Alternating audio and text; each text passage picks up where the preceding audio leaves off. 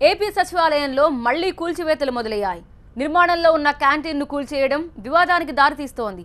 అన్యాయంగా కూల్చేశారని, బతుకుల్ని రోడ్డుపాలు చేశారంటూ బాధితులు ఆగ్రహం వ్యక్తం చేస్తున్నారు.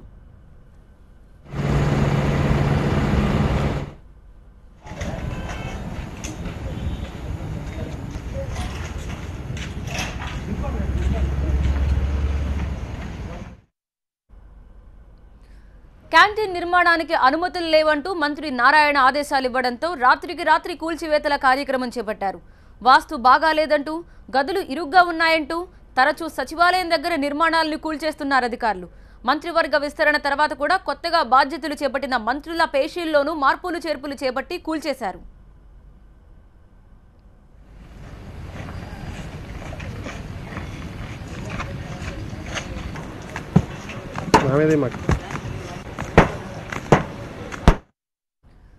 ఇప్పుడు సచివాలయం ఆవరణలోని ఈ క్యాంటీన్ను కూడా అడ్డంగా కూల్చేశారు. క్యాంటీన్ నిర్మాణానికి సిఆర్డీఏ అధికారులు టెండర్ పిలిచారు. సెక్రటేరియట్ ముందు పార్కింగ్ దగ్గర క్యాంటీన్ నిర్మాణానికి అనుమతించిన అధికారులు 3 ఏళ్ల లీజుకు ఒప్పందం కూడా కుదుర్చుకున్నారు. 300 గజాలకు నెలకు 27,000 అద్దెను కూడా ఖరారు చేశారు. క్యాంటీన్ నిర్మాణం విషయంలో కూడా కండిషన్లు పెట్టిన అధికారులు 5 స్టార్ హోటల్ స్థాయిలో ఉండాలని ఆదేశించారు. దీంతో 70 లక్షల అంచనాలతో మొదలైన పనుల్లో 40 లక్షల ఖర్చుతో నిర్మాణ పనులు జరిగాయి. ఇదంతా బాగానే ఉన్నా ఇప్పుడు సడన్ గా ఎందుకో అధికారుల మనసు మారింది. మంత్రివర్యులకి కోపం వచ్చిందో ఏమో.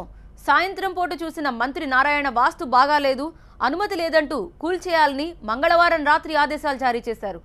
మంత్రి మాటకు జీ హుజూర్ అంటూ అప్పటికప్పుడే కూల్చివేతలు మొదలెట్టారు.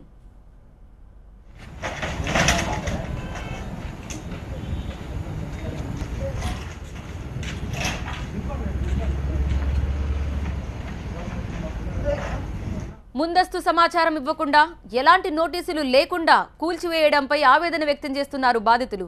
ఇంత కష్టపడి నిర్మించుకున్న నిర్మాణాన్ని కూల్చేయడం ఏంటని ఆగ్రహం వ్యక్తం చేస్తున్నారు. అసలు నోటీస్ ఇవ్వలేదు, చెప్పలేదు, అదే కదండి బాధ. చెప్పుంటే నేనే తీస్తామండి. ఎవరి కాళ్ళకి పబ్లిక్ క్యాంటీన్ ఇది. విజిటర్స్ అండ్ లోపల మినిస్టర్స్కి, ఛాంబర్స్కి అన్నీ పంపించాలి. ఎప్పుడు ఆల్ ఓవర్ 24 అవర్స్ రెడీగా ఉండాలి. చాలా కండిషన్స్ ఉన్నాయి. 5 స్టార్ హోటల్ కండిషన్స్ ఇచ్చారు. అసలు అంత అక్కర్లేదు. ఇక్కడ 5 స్టార్ హోటల్ లెవెల్లో కండిషన్స్ ఇచ్చారు. ఆ కండిషన్స్ చూసి ఇన్స్పైర్ అయ్యే మనం ఈ లెవెల్లో కట్టిస్తాం, ఈ లెవెల్లో మాట్లాడటం, ఈ లెవెల్లో చేయటం. ఇబ్బంది పడ్డామండి. దీనికి అంతకు మించి వేరే రకమైనటువంటి ఇబ్బంది లేదు. మన సిఆర్డీఏ వాళ్ళ వల్ల ఎటువంటి ఇబ్బంది లేదు. నిన్న చేసినటువంటి ఇది వచ్చి ఏ రకంగానూ చెప్పకుండా నారాయణ గారు చేసి, నారాయణ గారి ప్రజల కష్టాలు ఏం తెలుస్తాయండి నారాయణ గారికి? ఇప్పుడు మేము ఎంత కష్టపడి కట్టాము ఇది.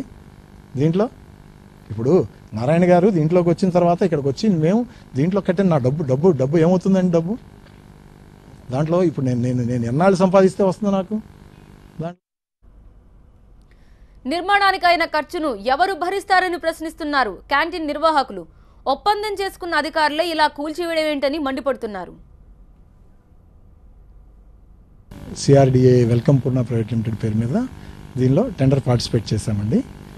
పూర్ణ ప్రైవేట్ లిమిటెడ్ మీద పార్టిసిపేట్ చేశాము. టెండర్ పార్టిసిపేట్ అవార్డు అయిందండి.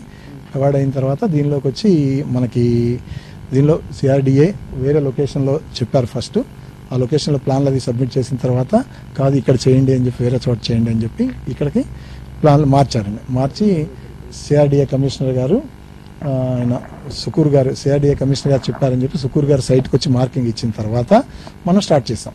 3 నెలల నుంచి కన్స్ట్రక్షన్ జరుగుతుంది. కన్స్ట్రక్షన్ జరిగినప్పుడు దీంట్లో సడన్గా వచ్చేసి నిన్న ఈయన నారాయణ గారు ఏకపక్షంగా వచ్చేసి దానిలో అది పడగొట్టి జేసీబీలు ఎల్ఎన్టీ అని ఫోన్ చేసేసి ఎవరితోనూ సంప్రదింపులు లేవు, మాతో చెప్పలేదు, సిఆర్డీ వాళ్ళతో చెప్పలేదు, చెప్పకుండా ఎల్ఎన్టీ వాళ్ళకి ఫోన్ చేసేసి జేసీబీ తెప్పించానని చెప్పి జేసీబీలతో కొట్టించేశారు. మీరు ఎంత కడుతున్నారు? ఇప్పటివరకు ఎంత ఖర్చు అయింది? ఇప్పుడు 16,80,000 ఇవాళ వరకు ఖర్చు దీనికి అయిందండి. దానికి 3 లక్షల రూపాయలు ట్రస్సులు అయ్యి రెడీగా ఉన్నాయి. ట్రస్సులు అయ్యి చేసేసి రెడీగా ఉన్నాయి.